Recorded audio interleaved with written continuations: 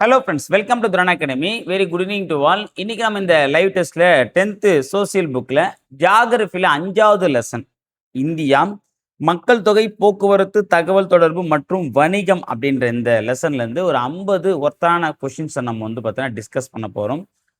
First live test attend பண்றவங்க like பட்டனை click பண்ணி அட்டெண்டன்ஸை போட்டுடுங்க. அதுக்கு அடுத்தது நீங்க பண்ண வேண்டிய விஷயம் என்ன அப்படின்னா, 50 கொஸ்டின் நம்ம வைக்கிறோமா, 50 கொஸ்டினும் அசராம அட்டெண்ட் பண்ணுங்க. சில கொஸ்டின் உங்கள அடிக்கும், சில கொஸ்டின் நீங்க அடிப்பீங்க.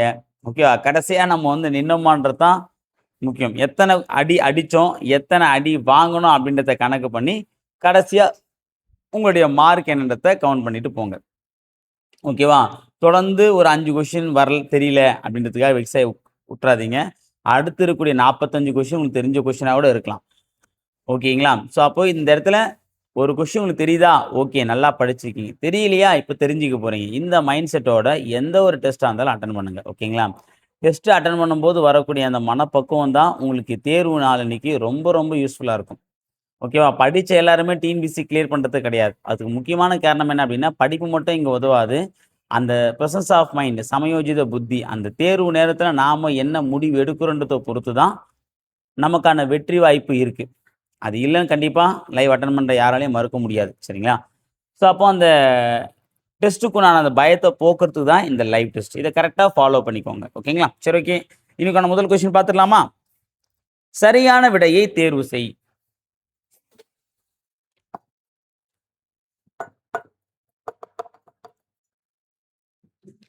சொல்லுங்க பார்க்கலாம். இந்தியாவின் முதல் மக்கள் தொகை கணக்கெடுப்பு 1881ஆம் ஆண்டு மேற்கொள்ளப்பட்டதா? கிடையாது. 72. முறையான மக்கள் தொகை கணக்கெடுப்பு வந்து பார்த்தீங்கன்னா 81. அப்போ ஃபர்ஸ்ட்டும் தப்பு, 2வதும் தப்பு. 3வது நாட்டின் 15வது மக்கள் தொகை கணக்கெடுப்பு 2013 தான். இதான் ஆன்சர். ஓகேவா? 4வது ஏன் தப்பு அப்படின்னா, ஆக்சுவலா 2021 எடுத்திருக்கணும். கொரோனா அப்படின்றது 2026 தான் எடுக்க போறாங்க. சரியா? அப்போ ஆன்சர் ஆப்ஷன் சி. அடுத்த கொஸ்டின் நம்பர் 2. இந்தியாவில் டேஷ் சதவீதம் உழைக்கும் மக்கள் தொகையாக உள்ளது? இது நம்ம ஆல்ரெடி வந்து சொல்லியிருந்தோம். ஓகேவா? அதாவது குழந்தைகள் குழந்தைகள் அப்புறம் வந்து பார்த்தீங்கன்னா, வயதானவர்கள் இவங்கலாம் மட்டும் கழிச்சுட்டு மீதி இருக்கிறவங்க தான் யாரு? உழைக்கும் வர்க்கத்தினர் அப்படின்றத நான் வந்து சொல்லியிருப்பேன். இதுக்கும் ஆன்சர் வந்து பார்த்தீங்கன்னா 62.5. அடுத்து கொஸ்டின் நம்பர் 3. எத்தனை இணைகள் சரியாக பொருந்தியுள்ளது என்பதை தேர்வு செய். எத்தனை இணைகள் சரியாக பொருந்தியுள்ளது என்பதை தேர்வு செய்.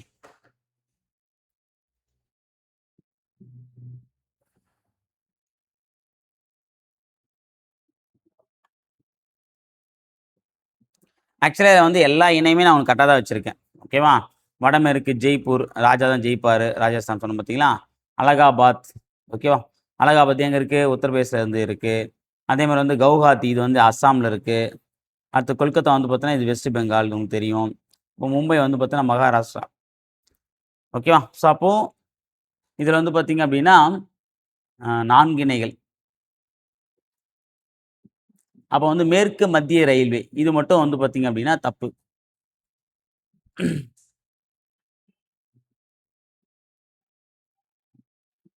இதில 5வதா இருக்கக்கூடிய இணை வந்து பார்த்தீங்க அப்படின்னா, மேற்கு மத்திய ரயில்வே. இது எங்க இருக்கு அப்படின்னா, மும்பை வராது. ஜபல்பூர். ஓகேவா? நேத்து லைவ்லோட கடைசியா நம்ம கண்டுபிடிச்சோம் பார்த்தீங்களா? ஜபல்பூர். ஓகேங்களா? மொத்தம் முதல் 4 இணை மட்டும் தான் சரி. அடுத்தது கொஸ்டின் நம்பர் 4.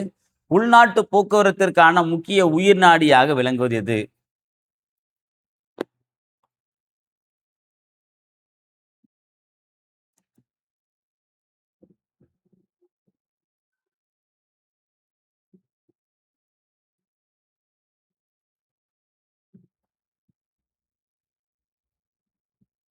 ஸோ இப்போ ஆன்சர் வரும் ரயில் போக்குவரத்து. ஓகே. ஏன்னா ரயில் தான் வந்து பார்த்தா ட்ராக் மாரி இருக்கும்.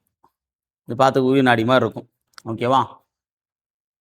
அடுத்தது 5வது கேள்வி. இந்தியாவின் இடப்பெயர்வு கிராமப்புறத்திலிருந்து நகர்ப்புறத்தை நோக்கி பெருந்திரளாக காணப்படுகிறது. கிராமப்புறங்களில் வேலைவாய்ப்பின்மை மற்றும் தகுதிக்கேற்ப வேலையின்மை ஆகியவை இடப்பெயர்வுக்கு உந்து காரணியாக உள்ளன. சொல்லுங்க பார்க்கலாம். கூற்று, காரணம்.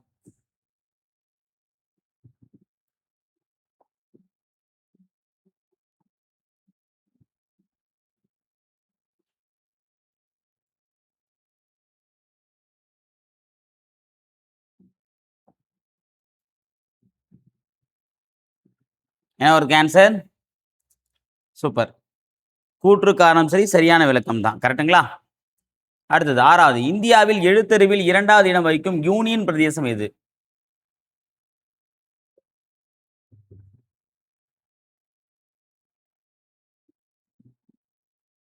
சூப்பர். என்னது?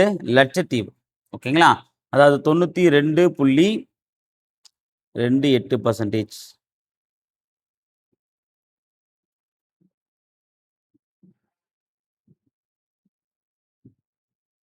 ஆக்சுவலா இது வந்து கொஸ்டின் எப்படி ஃப்ரேம் ஆயிருக்கு அப்படின்னு பார்த்தீங்க அப்படின்னா, அது புக்ல இருக்கு அப்படியே நான் எடுத்து வச்சிருக்கேன். ஓகேவா? 2வது யூனியன் பிரதேசம் கிடையாது. 2வது பிளேஸ்ல ஒரு யூனியன் பிரதேசம் தான் இருக்கு. ஓவரால் பார்க்கும்போது. நம்ம வந்து எல்லாத்தையும் சேர்த்து பார்த்தோம் அப்படின்னா. ஓகேவா? ஸோ அப்ப என்ன வரும் அப்படின்னா, இங்க 2வதுன்றது வராது. முதல் யூனியன் பிரதேசம் வந்து பார்த்தா லட்சத்தீவு தான். அப்ப எழுத்தறிவில் முதலிடம் வகிக்கக்கூடிய யூனியன் பிரதேசம் எதுன்னு கேட்டீங்க அப்படின்னா லட்சத்தீவு தான். நான் கூட ஷார்ட்கட் சொல்லியிருப்பேன். 1,00,000 பேர் படிச்சிருப்பாங்க அப்படின்ற மாரி. ஓகேங்களா? அடுத்ததுப்பா. Question number 7. மக்கள் தொகையில் 1000 பெண்களுக்கு உள்ள ஆண்களின் எண்ணிக்கையை குறிப்பதாகும். நம் நாட்டின் பாலினம் எப்போதும் பெண்களுக்கு சாதகமாக உள்ளது.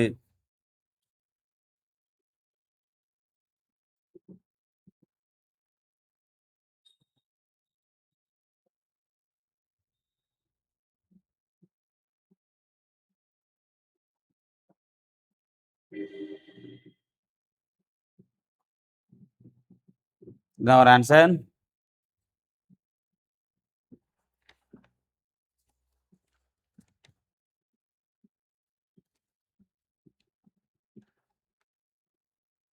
ஓகே. ஆக்சுவலா வந்து பார்த்தீங்கன்னா, இந்த பாலின விகிதம் அப்படின்போது 1000 ஆண்களுக்கு எவ்வளோ பெண்கள் அப்படின்றத தான் வந்து குடுத்துருப்பாங்க. சரிங்களா? ஸோ அடுத்து வந்து பார்த்தீங்க அப்படின்னா, ம் நம் நாட்டில் பாலின விகிதம் எப்போதும் பெண்களுக்கு சாதகமாக பெண்களுக்கு சாதகம் கிடையாது. ஏன்னா 940 இருக்குவாங்க. 1000 ஆண்களுக்கு 940 பெண்கள் கிட்ட தான் இருப்பாங்க. ஓவரால் நம்ம இந்தியாவுல. ஸோ அப்படின்னும்போது ஆண்களுக்கு தான் இன்னும் சாதகமா இருக்குன்ற மாரி தான் இருக்கு. சரிங்களா? ஸோ அப்ப 2மே தப்பு. கூற்று தவறு, காரணம் தவறு. 2மே தவறு. அடுத்த கொஸ்டின் நம்பர் 8. மிகுந்த நகரமயமாக்கப்பட்ட பகுதியாக உள்ள மாநிலம் எது?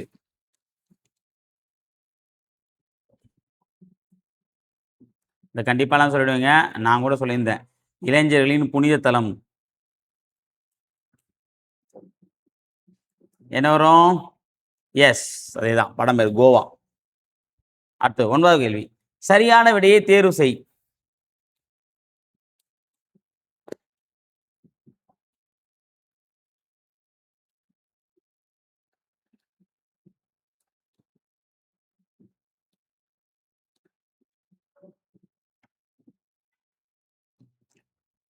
என்ன ஒரு ஆன்சர்? ஆன்சர் வந்து 2 தான்பா சரி. ஓகேவா? 2009 மக்கள் தொகை கணக்கின்படி இந்தியாவின் பாலின விகிதம் வந்து 1000 ஆண்கள் 940 பெண்கள். இதான் நான் போனாடி குடுத்திருந்தேன். ஆக்சுவலா 2009 கிடையாது. என்னது? 2011 படி. ஓகே. அப்போ 1 தப்பு, 2 மட்டும் தான் சரி. ஓகேவா? சில பேர் என்ன பண்ணீங்கன்னா, இத மட்டும் பார்த்துட்டு 2மே சரின்ற மாரி வந்து போட்டுருக்கலாம். அதுதான் ட்ரிக்கியா நான் என்ன பண்ணேன் அப்படின்னா, இந்த இடத்திலேயே சொல்லியிருப்பேன். இந்த இது போட்டு கடந்தது. இத பார்க்கும்போது என்ன தோணும் அப்படின்னா, சாரே சொல்ட்டாரே! அப்ப இது கரெக்ட் தான் அப்படின்னு முடிவு எடுத்திருப்போம். ஆனா இங்க ஆண்டு நம்ம என்ன பண்ணியிருக்கோம்? தப்பு பண்ணியிருக்கோம். சரியா? ஓகே. அடுத்தது 10வது கேள்வி. ஒரு நாட்டின் உயிர் நாடியாக கருதப்படுவது. இது அந்த அறிமுகத்துல முதல்லே இருக்கும்.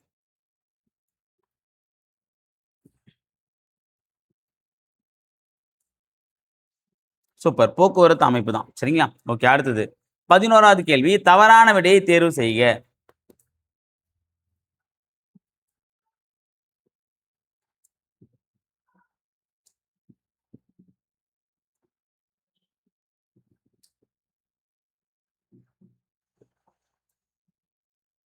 என்ன ஒரு ஆன்சர்? தவறான விடை அப்படின்னும்போது பார்த்தீங்க அப்படின்னா, சி 3 தான் தப்புப்பா. ஏன்னா உலகில் மொத்த நிலப்பரப்பில் இந்தியா வந்து 2.4% நம்ம சொல்லியிருப்போம். 2.6 வராது. ஓகேங்களா? இது மட்டும் தான் தப்பு. அடுத்த கொஸ்டின் நம்பர் 12. வட தென் பகுதிகளை இணைக்கும் சாலைகளின் நோக்கம் ஜம்மு காஷ்மீரில் உள்ள ஸ்ரீநகரையும், தமிழ்நாட்டில் உள்ள கன்னியாகுமரியும் டேஷ் நிலத்தை கொண்டு சாலை மூலம் இணைப்பதாகும். வடக்கு தெற்கா, கிழக்கு மேற்கா நம்ம பார்த்துருப்போம். சரியா? இங்க குஜராத்ல ஆரம்பிச்சு, இங்க ஆசாம் வரைக்கும், இங்க காஷ்மீர்ல ஆரம்பிச்சு, இங்க கன்னியாகுமரி வரைக்கும். இப்ப இந்த காஷ்மீர் டூ கன்னியாகுமரி வந்து எவ்வளோ நீளம்? சொல்லுங்க பார்க்கலாம். சூப்பர். இதுக்கு ஆன்சர் வந்து பார்த்தீங்கன்னா, 4076 கிலோமீட்டர். ஓகே. ரொம்ப ரொம்ப முக்கியமானது. அடுத்து 13வது கேள்வி பாருங்க. எத்தனை இணைகள் சரியாக பொருந்தியுள்ளது?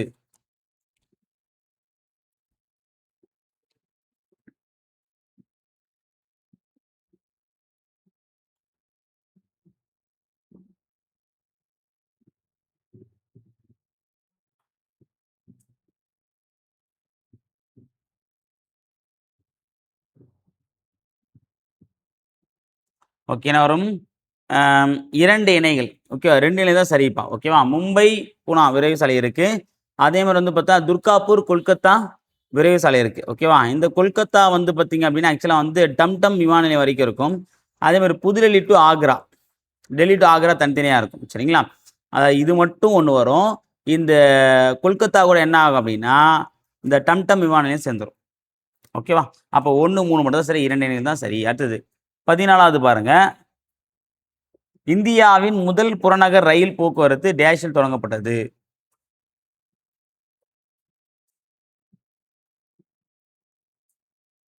இதான் டக்கு டக்குன்னு ஆன்சர் பண்ண வேண்டிய கொஸ்டின். ரயில்னாலே மும்முரமா இருக்கணும் மும்பை. ரயில்னாலே மும்முரமா இருக்கணும் மும்பை. 1925பா. Answer option D. அடுத்து 15 பாருங்க. சரியான விடையை தேர்வு செய்.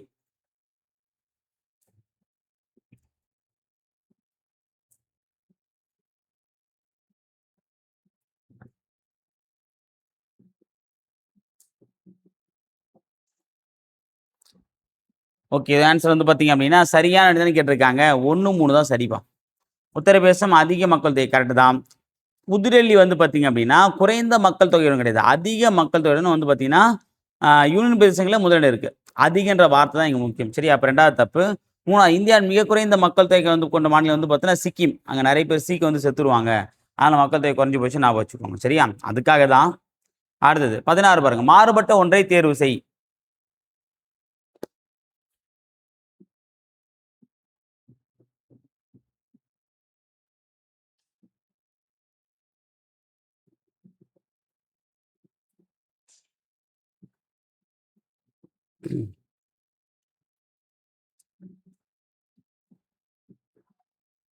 ஆன்சர் வந்து பார்த்தீங்கன்னா, வான்வழி.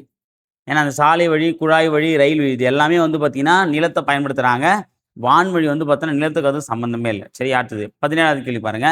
இடப்பெயர்வு என்பது ஒரு பகுதியிலிருந்து மற்றொரு பகுதிக்கு மக்கள் இடம்பெயர்ந்து செல்வதாகும். உள்நாட்டு இடப்பெயர்வு நாட்டின் மக்கள் தொகையில் மாற்றத்தை ஏற்படுத்தும். கூற்று காரணத்தை சொல்லுங்க பார்க்கலாம்.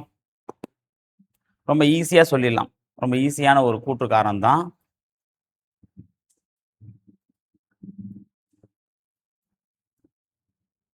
சொல்லுங்க பார்க்கலாம். என்ன ஒரு ஆன்சர்? Very good. ஆக்சுவலா வந்து பார்த்தோன்னா, கூற்று சரிதான். காரணம் வந்து பார்த்தீங்கன்னா தப்பு. ஏன்னா ஏற்படுத்தாது. உள்நாட்டு இடப்பெயர்வு வந்து மாற்றத்தை ஏற்படுத்தாது. ஆன்சர் ஆப்ஷன் ஏப்பா. அடுத்து 18 பாருங்க. கிராமப்புற சாலைகள் எந்த துறையால் அமைக்கப்பட்டு பராமரிக்கப்படுகிறது?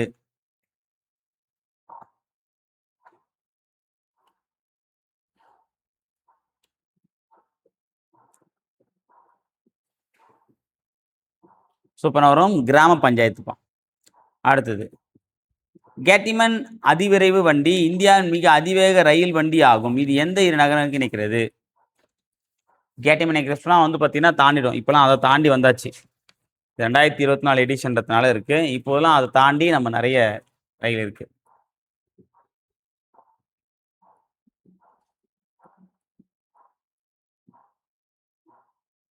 இதுக்கு ஆன்சர்ன்னு பார்த்தீங்க அப்டின்னா, புதுடெல்லி டூ ஆக்ராப்பா.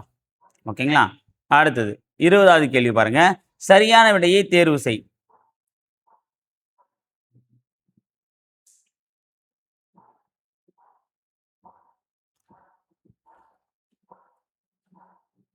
இதுக்கு ஆன்சர் வந்து பார்த்தீங்கன்னா, ஆன்சர் 1 தான் சரிப்பா. 2 தப்பு. ஓகே. ஏன்னா மத்திய மற்றும் தொலைதூர சேவைகளுக்கு பொருத்தமானதாக உள்ளது. எது அப்படின்னு பார்த்தீங்கன்னா, இந்த சாலை வழின்றதும்போது, ஆனால் இது குறுகிய சேவைகளுக்கு பொருத்தமானதாக இல்லை.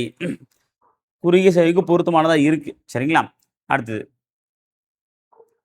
அடுத்து 21 பாருங்க. இந்தியன் ரயில்வேயின் தலைமையகம் எங்கு அமைந்துள்ளது?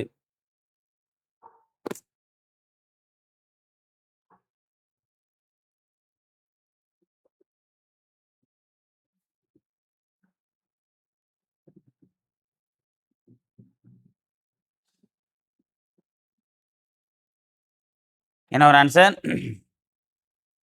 புதுடெல்லிப்பா. வடக்கு ரயில்வே தான் தலைமையகம். அடுத்து 22 பாருங்க. பாலின விகிதங்கள் அடிப்படையில் மாநிலங்கள் மற்றும் யூனியன் பிரதேசங்களை வரிசைப்படுத்துக.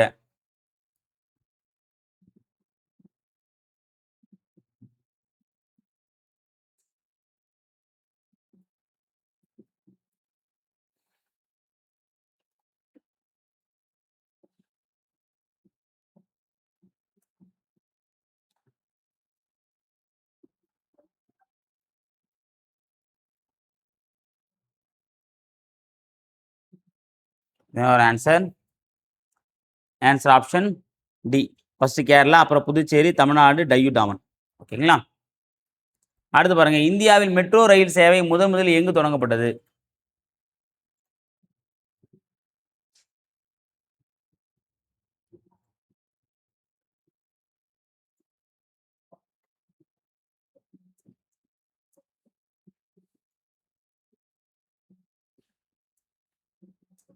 நான் ஒரு ஆன்சர் கொல்கத்தாப்பா. ஃபர்ஸ்ட் அங்க தான் தொடங்கியிருப்பாங்க. சரி, அடுத்தது 24வது கேள்வி பாருங்க. கீழ்க்கண்ட எந்த மாநிலங்களில் மற்றும் தமிழ்நாட்டில் மக்கள் தொகை 4ல் ஒரு பகுதி வாழ்கின்றனர்?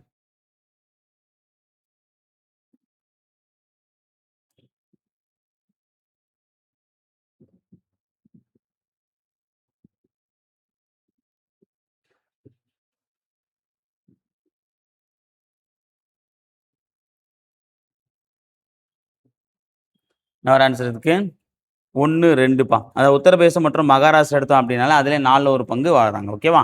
அடுத்து 25 பாருங்க. இந்தியாவின் தேசிய நெடுஞ்சாலை ஆணையகம் எந்த ஆண்டு நிறுவப்பட்டது? National highway authority of India.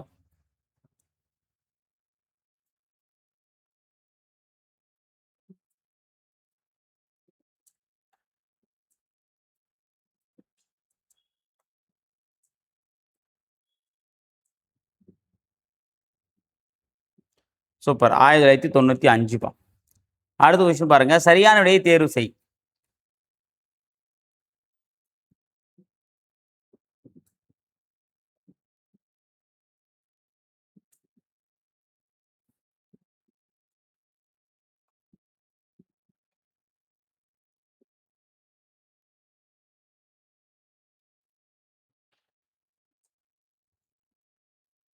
இதுக்கு என்ன ஆன்சர் வரும்?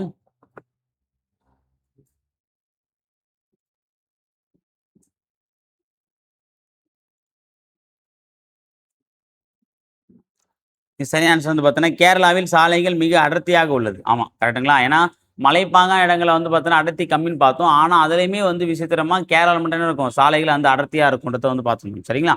ஓகே. மீதி எல்லாம் தப்புப்பா. அடுத்தது 27 பாருங்க. பவன் ஹான்ஸ் நிறுவனம் ஒரு டேஷ் பிரிவின் கீழ் இயங்கும் ஒரு பொதுத்துறை நிறுவனமாகும்.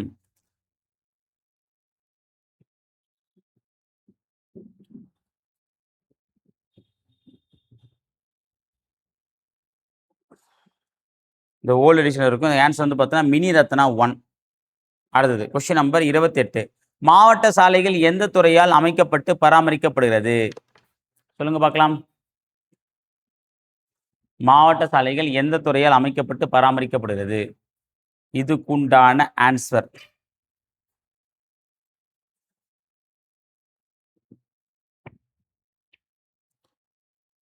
யாருன்னா, மாநில பொதுப்பணித்துறையால நிர்வகிக்கப்படுகிறது. ஓகேங்களா? அடுத்து 29 பாருங்க. குழாய் போக்குவரத்து தொடர்பான பின்வரும் கூற்றுகளில் சரியானவற்றை தேர்ந்தெடு.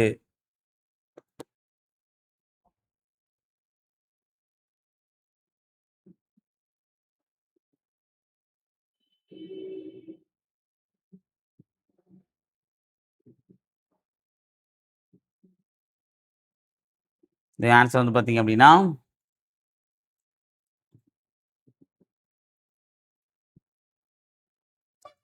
1, 2. குழாய் போக்குவரத்து பொறுத்தவரைக்கும் வந்து 1, 3 கரெக்ட்டுப்பா. சாரி. 2 வந்து பார்த்தீங்கன்னா, இவற்றை கடினமான நிலப்பகுதியிலும், நீருக்கு அடியிலும் அமைக்க முடியும். ஓகேங்களா? அவ்வளோதான். அடுத்தது 30வது கேள்வி பாருங்க. இந்திய வானொலி ஒலிபரப்பு சேவை மும்பை வானொலி சங்கம் மூலமாக 1923ஆம் ஆண்டு தொடங்கப்பட்டது. இதன் 1936ஆம் ஆண்டு அகில இந்திய வானொலி என்றும், டேஷாம் ஆண்டு முதல் ஆகாசவாணி என்றும் பெயர் மாற்றம் செய்து அழைக்கப்பட்டு வருகிறது. இந்த ஆகாசவாணின்னு சொல்லிட்டு எப்போ வச்சாங்க? சொல்லுங்க பார்க்கலாம். ஆகாசவாணி, சென்னை வானொலி நிலையம், வாசிப்பது அப்படின்னு சொல்லிட்டு வந்து பார்த்தீங்கன்னா போடுவாங்க. சூப்பர். ஆன்சர் வந்து பார்த்தீங்கன்னா 1957 வெரி குட். அடுத்து 31 பாருங்க. சரியான விடையை தேர்வு செய்க.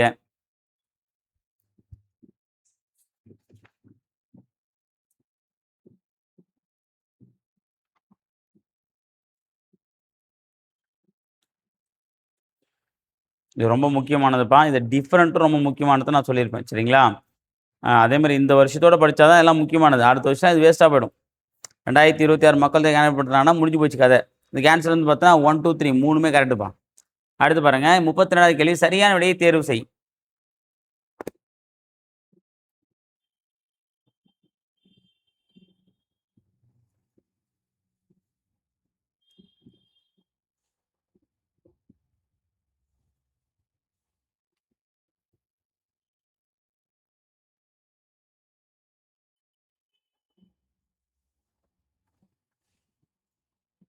என்ன வரும்?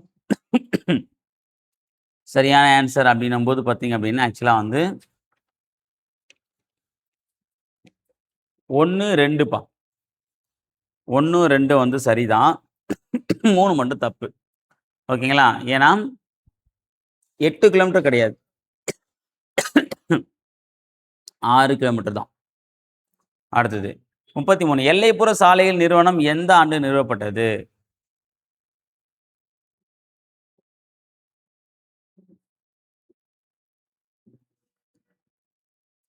எல்லைப்புற சாலைகள் நிறுவனம் எந்த ஆண்டு நிறுவப்பட்டது? சூப்பர். இதுக்கு என்ன ஆன்சர் வரும்னு பார்த்தீங்க அப்படின்னா, 1960 அடுத்தது 34 பாருங்க. கூற்று நீர்வழி போக்குவரத்து இந்தியாவில் பயணிகள் மற்றும் சரக்கு போக்குவரத்துக்கு முக்கியமான ஒன்றாகும். காரணம் பார்த்தீங்கன்னா, இது புதுமையான மற்றும் மலிவான ஒரு போக்குவரத்து முறையாகும்.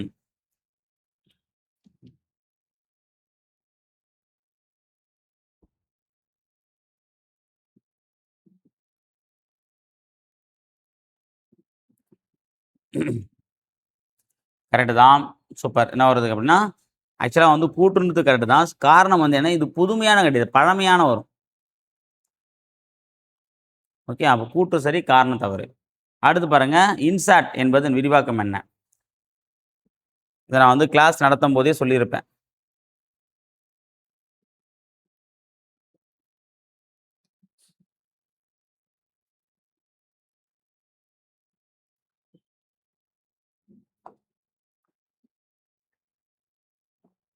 என்ன வரும்? Indian national satellite system. அடுத்தது 36 பாருங்க. தேசிய நீர்வழி போக்குவரத்து எண் 1 இது ஹால்தியா மற்றும் அலகாபாத் இடையே டேஷ் நீளத்தை கொண்டு கங்கை, பாகிரதி, ஹூக்ளி ஆறுடன் இணைந்து செயல்படுகிறது.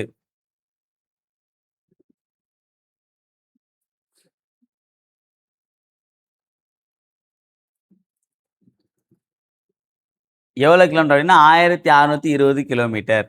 அடுத்து 37வது பாருங்க. சரியான விடையை தேர்வு செய்க.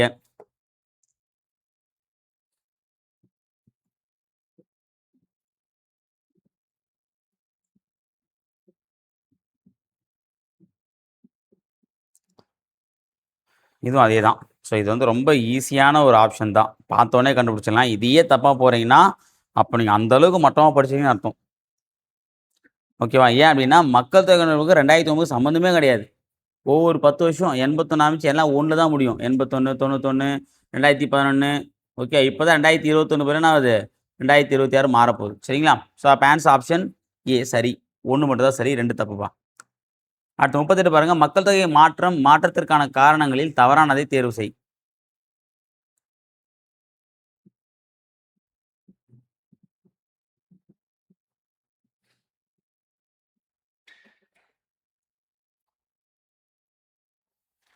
சூப்பரா வரதுக்கு ஆன்சர் எல்லாமே கரெக்ட் தான்பா. 3மே வரும். மற்றதுக்கு மாற்றம் வந்து பார்த்தீங்கன்னா, பிறப்பு விகிதம், இறப்பு விகிதம், இடப்பெயர்வு 3மே வரும். எதுவும் இல்லை. டி தான் ஆன்சர். அடுத்து பாருங்க. வயது கலவை பற்றிய சரியான விடையை தேர்வு செய்.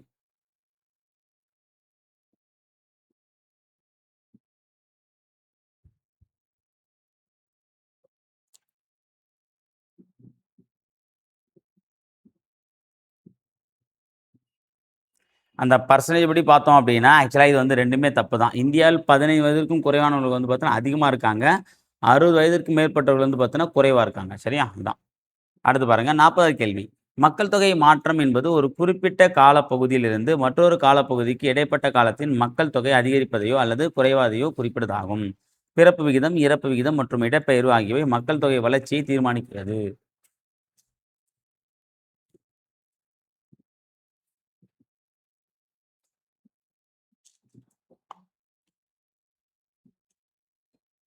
சூப்பர். இது ரொம்ப ஈஸியான ஒரு கொஸ்டின் தான். இந்த வாட்டி கொஞ்சம் ஈஸியா தான் கொஸ்டின் எடுத்திருக்கேன். அடுத்த வாட்டி டஃப்பா கொஸ்டின் வச்சுக்கலாம். Answer option B. அடுத்தது. எல்லைப்புற சாலை நிறுவனம் உலகிலேயே உயரமான எல்லைப்புற சாலையை லடாக்கில் உள்ள லேவிலிருந்து சண்டிகர் வரை அமைக்கப்பட்டுள்ளது. இச்சாலை கடல் மட்டத்திலிருந்து சராசரியாக டேஷ் உயரத்தில் உள்ளது.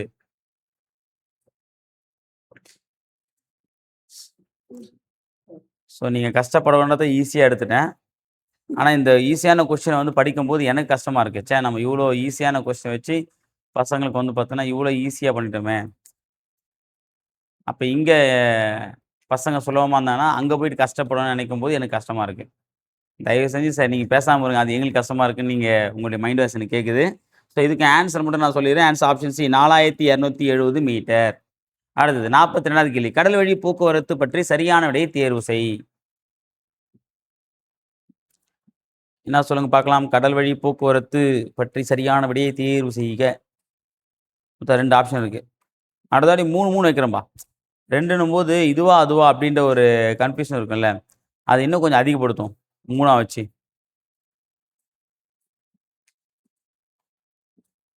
இதுக்கு ஆன்சர் வந்து பார்த்தீங்கன்னா, ஏ 1 மட்டும் தான் சரி. 2 தப்புப்பா. சரிங்களா? ஆ இது வந்து பார்த்தா பெரிய துறைமுகங்களை, சிறிய மற்றும் நடுத்தர துறைமுகங்களை மத்திய அரசாங்கம் நிர்வாகம் செய்கிறது. பெரிய துறைமுகங்கள் தான் வந்து பார்த்தீங்கன்னா, மத்திய அரசாங்கம் வரும். சரிங்களா? சிறிய மற்றும் நடுத்தர துறைமுகங்களுக்கு வந்து பார்த்தீங்கன்னா, மாநில அரசு அந்தந்த மாநில அரசு தான் வந்து நிர்வாகம் செய்யும். சரிங்களா? அடுத்தது 43வது கேள்வி. மக்கள் தொகை இயக்கவியல் என்பது மக்கள் தொகை அளவு மற்றும் அதன் பண்பு மாற்றங்கள் தொடர்பான காரணிகள் குறித்து கற்கும் ஒரு துறையாகும். எதிர்நோக்கும் மக்கள் தொகை மாற்றங்கள் பற்றி படிப்பது மக்கள் தொகை ஆய்வியல் ஒரு முக்கிய அம்சமாக உள்ளது. கூற்று காரணமா தான் வச்சிருக்கேன். ஸோ இதுக்கப்புறம் கூற்று காரணம் குறைச்சிக்கணும்பா. எக்கச்சக்கமா கொஸ்டின் நெறைய இருக்க மாரி இருக்கு.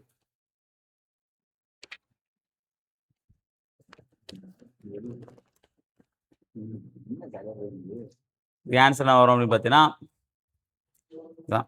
பாதி பேர் வந்து பார்த்தீங்கன்னா, இதுக்கு ஆன்சர் வந்து என்னன்னா, சார் எங்களுக்கு கூற்று தெரிஞ்சுச்சு அப்படின்னா, நாங்க என்ன பண்ணுவோம்? சரி, தவறுன்னு பார்ப்போம். இல்லன்னா எதையுமே பார்க்க மாட்டோம். கூற்று காரணம் சரி, சரியான விளக்கம். ஆக்சுவலா வந்து பார்த்தீங்கன்னா, அப்படி போட்டீங்க அப்படின்னாலே, இதுவரைக்கும் வச்ச 6 கூற்று காரணத்துல 3 வந்து பார்த்தீங்கன்னா, இப்படி தான் வச்சிருக்கோம். அப்ப 6த்துக்குமே நம்ம ஒரே மாதிரி ஆன்சர் பண்ணி 3 வந்து புரியுதுங்களா? ஓகே. அதுக்காக தான் இந்த மாரி வச்சது. அடுத்து 44 பாருங்க. கீழ்க்கண்டவற்றில் தவறான இணை எது?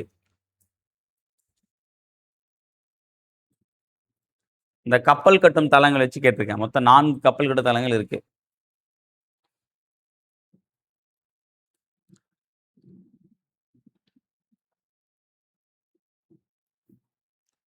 ஓகேவா? ஸோ கிளாஸ் எடுக்கும்போது சொல்லியிருப்போம். தமிழ்நாட்டிலே கப்பல் கட்டும் தளமே இல்ல அப்படின்னும்போது, சென்னை எப்படி வரும்?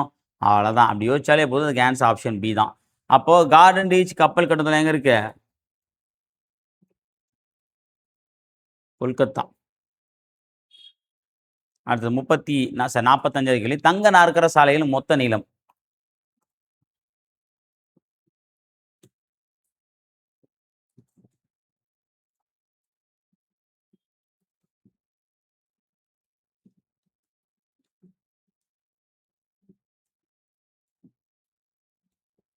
இந்த தங்க நாற்கர சாலைத்திட்டம் வந்து பார்த்தீங்கன்னா, அடல் பிகாரி வாஜ்பாயோடைய கனவு திட்டம்னு சொல்லலாம். இவர் வந்து முன்னாள் இந்திய பிரதமர். ஓகேங்களா? ஸோ இது வந்து பார்த்தீங்க அப்படின்னா, டெல்லி, அப்புறம் கல்கத்தா, மும்பை, சென்னை. இந்த 4 பகுதிகளை இணைக்கிறது. அதான் தங்க நாற்கரை சாலை திட்டம் அப்படின்னு சொல்லிட்டு சொல்லுவாங்க. சரியா? இதனுடைய மொத்த லெங்த் எவ்வளோன்னு பார்த்தீங்கன்னா, 5846. 5846. 46வது கேள்வி பாருங்க. இந்திய மக்கள் தொகையால் ஏற்படும் பிரச்சனைகள்.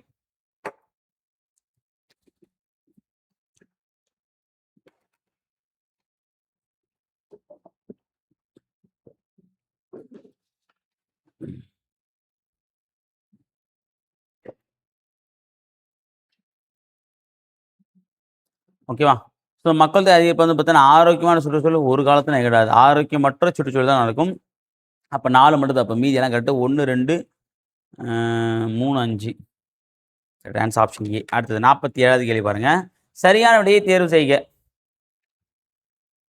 முடிஞ்சா சரியான பாருங்க, இல்லையா தப்பானதை ஆன்சர் பண்ணுங்க பார்த்துக்கலாம். எல்லா தப்பையுமே வந்து பார்த்தீங்கன்னா இங்கேயே பண்ணிடுங்கப்பா. ஓகேங்களா? எக்ஸாமில் போய் நீங்கள் தப்பு பண்ணக்கூடாது. அவசரப்பட்ட கொஸ்டின் தப்பு பண்ணுறது, கொஸ்டினை முழுசாக படிக்காமல் தப்பு பண்ணுறது, கான்சன்ட்ரேஷன் வேறு எங்கேயோ வச்சுன்னு கொஸ்டின் அட்டன் பண்ணுறது. 9 மணி தானே, 9:30 மணி அந்த சீரியல், அதுக்குள்ளே சார் முடிப்பாரா மாட்டாரா, முடிச்சுட்டு வந்து இந்த சீரியல் பார்க்கலாமா வேண்டாமா, இல்லை 10 மணி எப்படியும் போய் இந்த சீரியல் பார்க்க முடியும், இருந்தாலும் கொஞ்சம் கூட விவரமே இல்லை. சீக்கிரம் முடிச்சா சட்டப்பட்டு போய் சீரியல் பார்க்கலான்னு பார்த்தா முடிக்க மாட்டான், இதையே ஒரு சீரியல் மாதிரி கொண்டு போயினுக்கிறான், எப்போ தான் முடிப்பான்னு தெரில அப்படின்ற மாதிரி வந்து ஒரு சில மைண்ட் வாய்ஸ் இருக்கும். சில பேர் வந்து பார்த்தீங்கன்னா 9 மணி, இது நான் தூங்குற டைம்லையா, இன்னேத்துக்கு லைவ் டெஸ்ட் வச்சு ஏன் வந்து பார்த்தீங்கன்னா எங்களுக்கு டென்ஷன் பண்ணுற அப்படின்ற மாதிரி.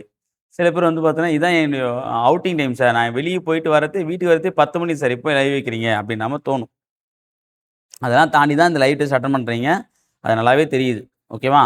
ஸோ அப்போது நம்ம செய்யக்கூடிய செயலில் நமக்கு வந்து வெற்றி கண்டிப்பாக கிடைக்கணும். ஓகேவா? இதுக்கு ஆன்சர் வந்து பார்த்தீங்கன்னா ஆப்ஷன் பி 2 சரிப்பா. 1 வந்து பார்த்தீங்கன்னா தப்பு. ஏன் அப்படின்னா, இந்தியாவில் மிக அதிக மக்கள் அடர்த்தி கொண்ட மாநிலமாக பீகார். இது கரெக்டு. மிக குறைந்த மக்கள் அடர்த்தி வந்து பார்த்தீங்கன்னா அருணாச்சல், சிக்கிம் வராது. ஓகே, அது அருணாச்சல பிரதேசம். ஓகே, அதாவது 1 கிலோமீட்டருக்கு வந்து பார்த்தீங்கன்னா வெறும் 17 பேர் தான் இருப்பாங்க. 17 18 சரியா? ஓகே, அடுத்தது 48வது கேள்வி. எந்த ஆண்டு எத்தனை விமான நிலையங்கள் ஒன்றிணைக்கப்பட்டு தேசியமயமாக்கப்பட்டது? விமான நிலையங்கள் சொல்லுங்க பார்க்கலாம். இந்த ஆன்சர் வந்து பார்த்தீங்கன்னா 1953 8 விமான நிலையங்கள். அடுத்தது 49வது கேள்வி. வட தென் மற்றும் கிழக்கு மேற்கு பகுதிகளை இணைக்கும் சாலைகள் எங்கு சந்திக்கின்றன? இதை நான் சொல்லியிருந்தேன் கடைசியா.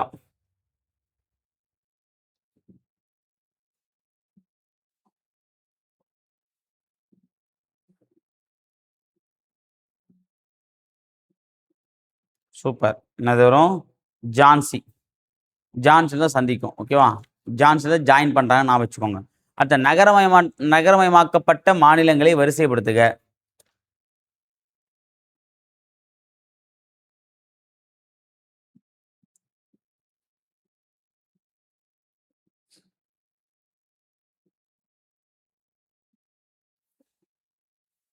ஓகே, என்ன ஒரு answer? Super. Answer option C Goa, Tamil Nadu, அப்புறம் கேரளா, அப்புறம் மகாராஷ்டிரா, அப்புறம் இமாச்சல பிரதேசம் கடைசின்னு சொல்லிட்டு பார்த்துருந்தோம். சரிங்களா? ஓகே ஃப்ரெண்ட்ஸ், இந்த லைவ் டெஸ்ட்டை வந்து 10th ஜியோகிராஃபியில் 5வது லெசன்லேருந்து 50 கொஸ்டின் நம்ம வந்து பார்த்தோம். இந்த 50க்கு நீங்கள் எவ்வளோ மார்க் எடுத்திருக்கீங்கிறத கீழே கமெண்ட்டில் தெரியப்படுத்திட்டு, லைக் போடலாம், இந்த வீடியோக்கு லைக்கை போட்டுட்டு உங்களுடைய கருத்துக்களை வந்து பார்த்தீங்கன்னா கீழே கமெண்ட்டில் தெரியப்படுத்திட்டு போங்க. சரிங்களா? ஸோ அடுத்த வீடியோ பதிவில் அடுத்த ஒரு லைவ் டெஸ்ட்டை நான் உங்களை சந்திக்கிறேன். அதுவரை உங்களது விடைபெறுவது நான் உங்கள் அருள். தேங்க்யூ.